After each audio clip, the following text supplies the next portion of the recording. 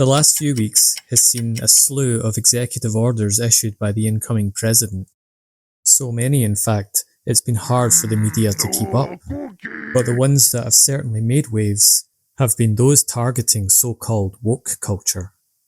Specifically, diversity, equity and inclusion, or DEI, and the protection of women's rights, or anti-trans as they're so often framed. These waves have washed up on the shores all around the world. They've had their fair share of critics, from journalists, celebrities, business leaders and politicians worldwide, but also a large slew of support. Many businesses and agencies have followed suit, carrying on the tone set from the top.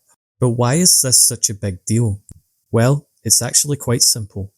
The problems being addressed by these directives began in America, propagated by this little bird that went unchecked for years, that reflected the extremely detached culture of California and beamed it straight into the minds of some of the most richest, powerful and influential people all over the world.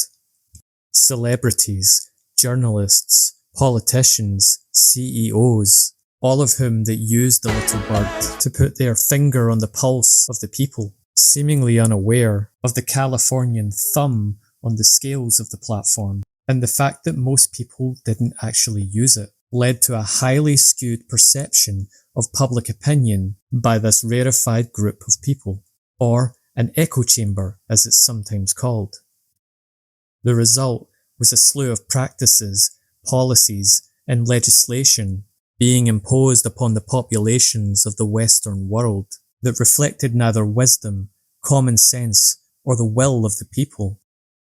The first step to addressing this problem was to free the little bird from its Californian cage. And the next is what we are seeing now.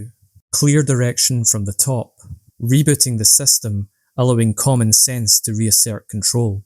So we just went ahead and fixed the glitch. But as important as all this is, these are only the first steps.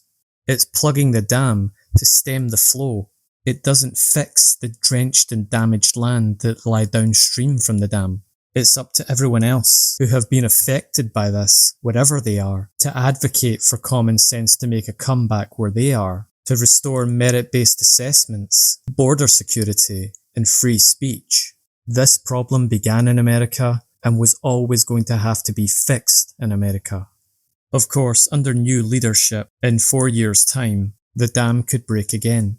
But there is an opportunity between now and then to demonstrate that this is a positive change.